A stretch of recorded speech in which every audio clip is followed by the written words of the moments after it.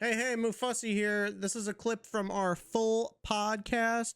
Go check out the full episodes. You can watch them more on our YouTube or go listen to them on Spotify. We had Smackdown on Friday, and we started off with Queen Nia's championship celebration ceremony, which Tiffy Time and Pretty Deadly put together. Lots of pink. Lots of glamour, if you will. And Nia came out and she was like, "Oh, it's great, Tiff." She's like, "Don't you love it? It's perfect, right?" And she goes, "Well, this kind of really isn't my thing, but whatever." And Pretty Deadly's like, "Wait, I know what'll get you excited. Pretty Deadly, the musical." The musical, yup. I was finally. Dude, Pretty Deadly, the musical hit. But then you know who fucking ruined it? Michin. Michin came out and fucking ruined everything. Yeah. Man. Michin is all over the place, dude. I feel like she just keeps appearing. Yeah, I mean, though, she's been pretty consistent with this Nia story, so I'll take, Yeah. I'll take her getting a title match over most of the people on the roster right now. Yeah, that's seemingly where it's heading with this whole feud and all that. I think she deserves it. Although, this also might feel like it's not going to be a pay-per-view match, and it's going to be, like, on the Smackdown. Yeah. That's what they've been doing with the women's titles. It's like, oh, the Smackdown the night before, and it's like, okay, put them on the card, bro. Yeah, why can't they just be on the pay-per-view? Yeah. I don't know. That's the decision there. I don't know. Also, Tiffany and Pretty Deadly kind of just making it like their party. Yeah. Not Nia's is like very reminiscent of when I would go to like we did like an elf workshop in elementary school where you basically like could bring a certain amount of money and buy gifts to give to your family members. But I was so selfish. I literally went through the line and bought like things that I liked. And then I got them, quote unquote, for my parents. Oh my god. And I'd bring them home and I'd be like, I got this for you at the Elf's workshop. And they'd be like, "No, you fucking didn't. That's clearly for you." And it's giving that. I had a lesson in that, a lesson learned. But yeah. Tiffany is a grown woman, so. But she likes pink, and she likes Yeah, but Nia Jax doesn't like pink. Yeah, but whatever. Nia Jax's entrance is great. Oh, it was. Yeah, she's got the throne. She came out on the throne. She looks fucking. Yeah. She looks like a queen for sure. I'm about the crown too. The crown goes hard. Yeah, it does. So yeah, that whole thing happened, and yeah, Michin and Nia is looking like what we're building to. We had Carmelo Andrade 3. Exactly what we thought was gonna happen. They are milking the shit out of this, bro. Yeah. This time went different than the past two. Carmelo went over, and he was gloating. He's like, "Motherfucker, I won. I'm great. I'm so much better than you, Andrade." Yeah, he was getting in his face. Andrade was like, "Yeah, whatever." And he goes to walk away, and Carmelo's like, "No, don't you walk away from me." And Andrade beats the shit out of him. Yeah. So. Cook his ass. They're adding like a little bit of layers to this where like, okay, Carmelo's like in over his head and fucking, gloating and just he thinks he's all that. And Andrade's like, "No, fuck you." So it's like a little bit of layers, but they're definitely going to continue to milk this because, again, banger match. It was good. They're fun to watch, yeah, but like they could it do needs that depth. with so many different people. Yeah, agreed. I think that they're like trying to see. This is where I'll say that AEW does this better than WWE, but catering to the internet. Yeah, the internet popped off for this match, which is great, but I don't think WWE necessarily knows how to they put on good matches, but like I didn't care about them as much as the first one, just because I knew exactly what they were doing.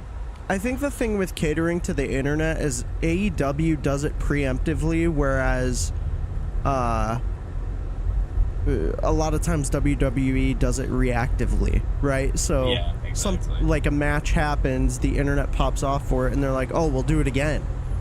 And they try and, get that cheap pop, if you will. Where AEW is kind of good at predicting like what the internet wants. And it might take them a while to build to that, but they eventually do, Yeah, I think I feel like that's a perfect way of putting it, is that preemptive versus reactive. Yeah. But shortly after that, did you see the vignette for Giovanni Vinci? Yeah, they're building that guy up. He is, they're building him up. He is headed to Smackdown, completely separated from Imperium. And he's going to be a rich guy, like a rich fucking Italian man. So that'll be interesting. I wonder why they broke him off from Imperium. Well, so we did have that rumor about drama, where... Was there drama? Allegedly, he was trying to put moves on Tiffany. Oh, and Ludwig did not like that. So that's allegedly, who knows? Sorry, that's insane. The fucking dirt sheets. If that happens, like, shit like this happening in the locker room is insane to me. Yeah, who knows if that's real? But that rumor did come out, so who knows? But seemingly it is that. But they wrote him off, via like an injury, so... Yeah, they had Ludwig turn on him. Right, Ludwig turned on him and fucking beat the shit out of him. So, who knows if it's real or not, but regardless, he's headed to SmackDown, so it'll be interesting to see kind of what they do with him. I wonder if he's gonna flop in this new role or if he's gonna do well. Who knows? He's always been attached to Imperium, so... Right, I was gonna ask, have we ever seen him as a singles talent? This is going to be like a sink or swim kind of moment for him. If he can do it, that's cool. Last time they had some kind of like rich aristocrat from another country. It's like, I think of like Alberto Del Rio. Right. And that was successful for a little bit. So, yeah, we'll see where it goes. Sink or swim, baby. Yeah. And now's his chance. I don't know though. Tiffany's on SmackDown, man. Yeah. So who knows how that works? Like, why would they put him on the same brand as her? But also, again, if it's real or not, who knows? Yeah. And hopefully we can act like adults. Yeah. Hopefully. Kevin Owens, dude. This shit was so funny. He's a big baby, but Grayson Waller was talking shit about Kevin Owens to Austin Theory, and he's talking shit, and Theory's like, no, stop. Kevin Owens walks up behind him, and he goes, yeah, you know what? I am a loser. Let's go prove it. Come on, let's go prove it. Let's go prove I'm a fucking loser. And they go to the ring and have a match, and Kevin obviously wins, but that shit was so funny to me. Like, he had a freak out, and he's like, yeah, I am a fucking idiot, so let's go prove it to everybody so that I don't have to face Cody. Yo, the Austin Theory babyface turn is gonna go crazy. Yeah, it's been building up for a while. I don't like Austin Theory, but it's looking like that's the direction he's going in. He hasn't really ever been a babyface. I think he was like briefly in NXT. Yeah. But this is like... It's going to be like full-on babyface, so it'll be interesting. Yeah, Grayson Waller can't be a babyface. I want to punch him too much. Yeah, me too. Grayson Waller strikes me as like... I don't know. I feel like he's like a terrible, terrible human. Yeah. In real life. Yeah, probably. I mean, I don't know anything about him, Yeah. But Austin Theory also is not a great person in real life, so who's to say?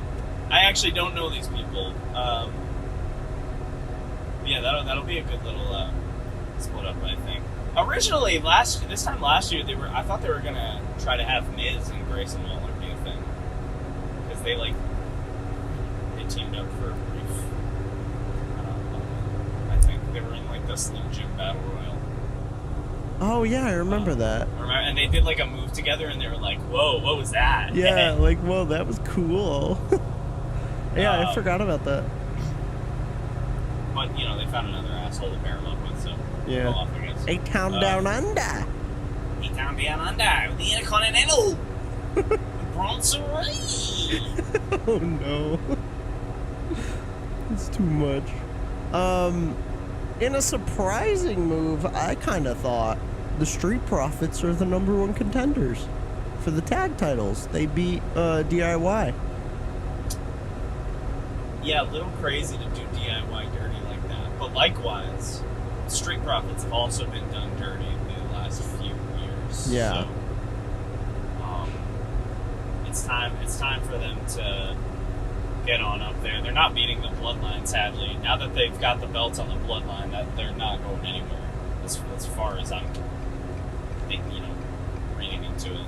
Right, I agree, but I think regardless, like, usually when the Street Profits are in the championship matches, they put on a banger show. Oh yeah, I agree. So it'll be a good match, but yeah, they're not going anywhere. They're staying with the Bloodline for a while. Especially with what happened to close out SmackDown. You like that? Solo Sikoa comes out. There is a sign during his entrance that says Solo the Bozo. Did you see that? That's good. I loved it, dude. It with someone was holding it like right behind him as he was doing it. Fucking Solo the Bozo. So Solo the Bozo comes out and he's like, you know what, Roman? You want the Ula Fala? Come and take it, dumb bitch. Roman comes out. His entrance always cooks. They do the pyro. Dun, dun, dun, dun, dun, dun. Yeah. I don't mind this new song. The old one hit, I love it. but I like it. I think the drums are great, and it's just more like impending doom. Yeah, it is. And everyone fucking die. freaks out as soon as those drums hit. One's up, he comes out, it's fire. So he comes out, he flattens the Bloodline, takes the Ula Fala, puts it on. Roman does. The crowd's going nuts. Roman puts it on, and it's like that scene from fucking Avengers when Thanos gets the Infinity Gauntlet. He gets like the last stone, puts it on there, and he's like, Roman puts it on, and he's like, it's like he just fucking, he powered up, and then fucking Jacob Fatu flattens Roman. Comes in there, everyone's beating the shit out of him, and Solo stands above him, has Tonga Loa give him the thing back, or Tama Tonga. I don't know. I always get them confused, man. So Tama Tonga is the skinnier one. When I'm remembering these moments, I just can't remember who did it. I just think Tama and Loa. Yeah. And they both got Tonga in their name. That's what I should do. Let me see here. It was Tama Tonga. Yeah. Okay, Tama Tonga. Should Jacob Fatu be running on that move? I don't know. Regardless, he did it. Is it real?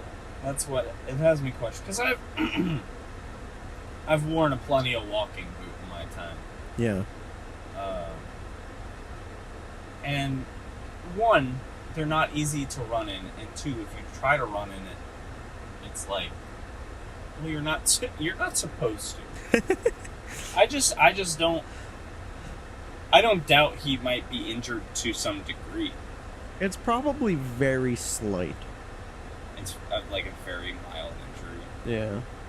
Maybe he's just wearing it for pressure or something. I don't really know. But where do you think we're getting a Solo versus Roman at the Bash? Or do you think, I mean, what, Not there's at only Bash. So two Smackdowns till. You're thinking Bad Blood. I remember. I'm thinking Bad Blood because the way this ended was, Solo gets the Ulafala back, and then they fucking powerbomb Roman through the commentary table. So usually when they powerbomb people through the commentary table, they're off for 1 or 2 weeks. Yeah. We've seen Roman 2 weeks in a row. I think what's gonna happen is they're not gonna have a thing at Bash, but maybe I was gonna say Crown Jewel. Yeah, maybe after Bash. Well, what is Crown Jewel before Bad Blood? Yeah, like Bad Blood's all the way in October, so I don't think we're gonna wait that long. So yeah, they'll probably have a thing at Crown Jewel then. But I do think what's gonna happen is next time Roman comes back to confront them, I think he's gonna have Paul Heyman with him, and then maybe like Jimmy or something.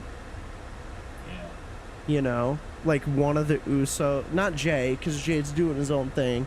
I think Jay will take convincing to get back with him, But I think maybe he'll come back with like Paul Heyman and Jimmy Uso or something. And then the build starts slowly, towards their big thing. So Yeah, I can see that. who knows?